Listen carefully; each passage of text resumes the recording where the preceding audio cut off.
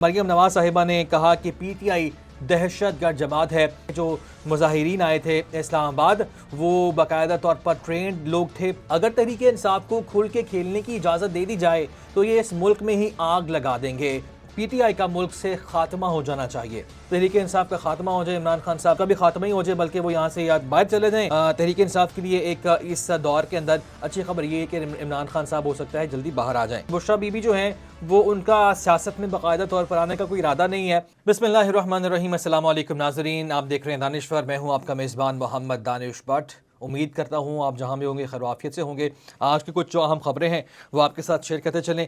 सबसे पहले जो मैंने इंतखाब किया है पहले नंबर पे स्टोरी का वो है जी जनाब वज़ीर आला पंजाब की पहली खातून वज़ीर आला मरियम नवाज साहिबा, जिन्होंने आज तनकीद की है खुल के पाकिस्तान तहरीक इंसाफ पे। पहले भी आपको याद होगा तनकीद वो करती रही हैं और हमेशा जब उनको मौका मिलता है दबे अल्फाज में या वैसे तनकीद तो बार वो करती रहती हैं। आज उन्होंने तनकीद में पाकिस्तान तहरीक इंसाफ को, जो कि एक सियासी और जमहूरी जमात है, आपको याद होगा जब सुप्रीम कोर्ट में मखसूस नशिस्तों का मामला गया तो सुप्रीम कोर्ट ने भी तस्लीम किया कि आप कोई कुछ भी कहता रहे, ये हकीकत है कि पाकिस्तान तहरीक इंसाफ एक सियासी जमात है। बहरहाल इस सियासी जमात को मरियम नवाज साहिबा ने कहा कि पीटीआई दहशतगर्द जमात है और उन्होंने ये इल्ज़ाम आयद किया कि जो मुजाहिरीन आए थे इस्लामाबाद वो बाकायदा तौर पर ट्रेंड लोग थे। 50-50 हज़ार रुपये फ़ीस दे के यहाँ पर लाया गया ताकि वो फसाद फैला सकें। और इसके साथ साथ मरियम नवाज ने यह भी कहा है कि आज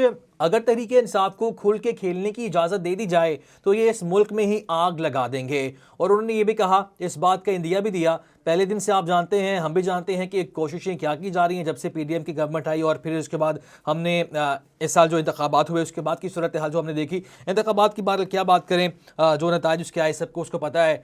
फॉर्म 45 फॉर्म 47 जो भी हुकूमत बनी उसके बाद अब मरियम नवाज साहिबा ये मुतालबा कर रही हैं, बल्कि ये तजवीज़ दे रही हैं कि इस पीटीआई का मुल्क से खात्मा हो जाना चाहिए।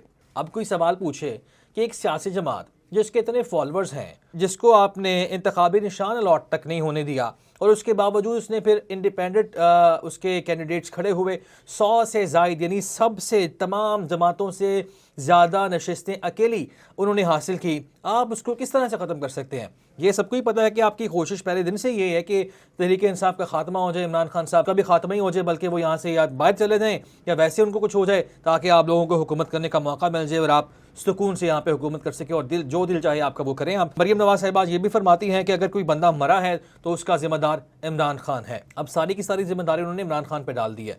अब यहाँ पे सवाल ये भी पैदा होता है कि बात इस नहज पे आखिर पहुंचे क्यों?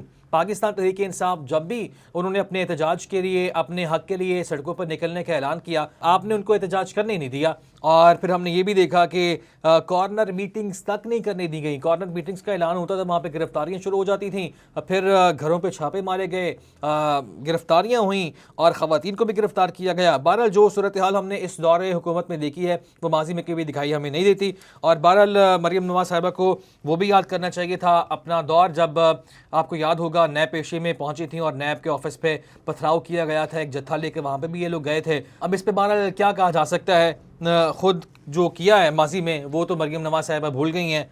और इससे पहले उनके वालिद साहब जनाब नवाज शरीफ साहब के बयान जो उन्होंने आर्मी इंस्टीट्यूशंस या गवर्नमेंट इंस्टीट्यूशंस के खिलाफ दिए थे वो भी रिकॉर्ड का हिस्सा ही हैं। एक और अहम खबर, वज़ीर आज़म शहबाज शरीफ ने आज ऐलान किया है कि आलमी मयार की एक फोर्स बनाने जा रहे हैं जो कि इन फसादियों से निपटेगी। और आपको ये भी बताया मैंने कि 2-4 रोज़ पहले भी काबीना के इजलास हुए, उसमें भी ये मामला ज़ेर बहस आया कि आइंदा इनको एहतजाज की इजाज़त नहीं दी जाएगी या फसाद फैलाने की इजाज़त नहीं दी जाएगी। तो बहरहाल अब ये फैसला हुआ है कि एक आलमी मयार की फ़ोर्स बनाई जाएगी जो कि कार्रवाइयाँ करेगी। अब बहरहाल सवाल यहाँ पे ये पैदा होता है कि इसको डिक्लेयर कौन करेगा, आखिर ये एहतजाज है या ये फसाद है?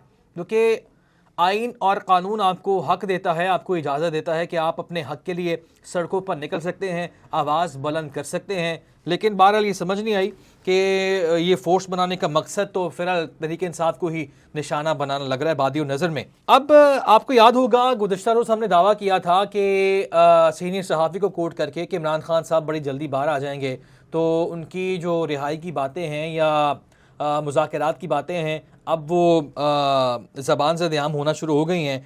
आज अली मोहम्मद ख़ान साहब ने मीडिया से गुफ्तगू की और उनकी जानिब से कहा गया कि इमरान खान को रिहा करना ज़रूरी है। इमरान खान की जो रिहाई है वो जादू की कुंजी है। इमरान खान को आप रिहा करेंगे तो मामला बिल्कुल बेहतर हो जाएंगे और मामला जो है वो सुधरना शुरू हो जाएंगे। इसके साथ साथ उन्होंने एक चीज़ क्लियर भी की और ये कहा कि इमरान खान साहब अगर रिहा होते हैं तो वो इंतकाम नहीं लेंगे। यानी इस तरह के बयानात से लगता यह है कि कुछ ना कुछ सेटलमेंट तो चल रही है। और जो गुज़श्ता रोज़ आपके साथ शेयर किया था कि हो सकता है कि इमरान खान साहब 3 माह तक बाहर आने में कामयाब हो जाएं, उनको ज़मानत पर रिहाई मिल जाए, ये हो सकता है कि सच हो जाए। और बहरहाल जो चीज़ें नज़र आ रही हैं, जो दिखाई दे रही हैं, और गुज़श्ता रोज़ आपको याद होगा चेयरमैन PTI बैरिस्टर गौहर से जब सवाल हुआ मुज़ाकरात का तो उन्होंने मुज़ाकरात से डिनाई नहीं किया। अदरवाइज़ होता ये था कि तहरीक इंसाफ की तमाम क़यादत ये कह देती थी कि मुज़ाकरात हमने करने ही नहीं है, करेंगे तो हम उनसे करेंगे जिनका इक़्तिदार है, जिनका इख्तियार है।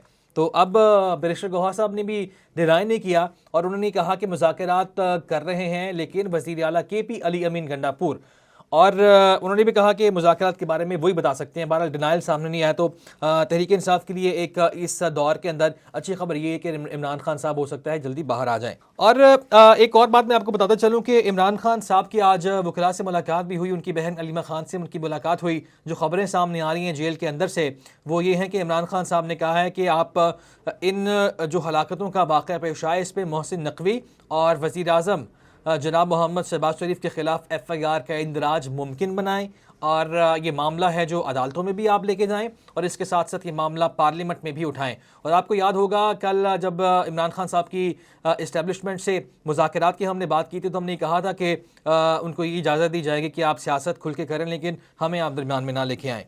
तो बहरहाल इसके साथ साथ इमरान खान ने यह भी हिदायत की है कि मामला आलमी सतह पर भी उठाया जाएगा और कोशिशें तो भारत तहरीक इंसाफ पहले दिन से ही कर रही है। इमरान खान की रिहाई का मामला हो, उनकी कैद का मामला हो, उनकी केसेस का मामला हो, आलमी मीडिया पे खबरें ज़ीनत बनती रही हैं और मज़ीद आने वाले दिनों में बनती हुई आपको दिखाई भी देंगी। ख़ास तौर पर जो मामला है जिसको उठाया जा रहा है, जो हलाकतों का मामला और मार्च का मामला, तो इसको आलमी मीडिया की ज़ीनत बनती हुई हमें ये दिखाई देंगी चीज़ें। अब एक और अहम मामला जो तहरीक इंसाफ के अंदरूनी मामलात हैं उनका, आपको याद होगा हमने आपके साथ खबर शेयर की थी और आपको इख्तलाफात की वजह भी बताई थी। जो मिशाल यूसुफजई हैं जो कि मुआवन खुसूसी थे KP की, वज़ीर आला की, उनको उनके ओहदे से हटा दिया गया था। और आपको मैंने ये भी बताया था कि बुशरा बीबी की तर्जुमान भी हैं।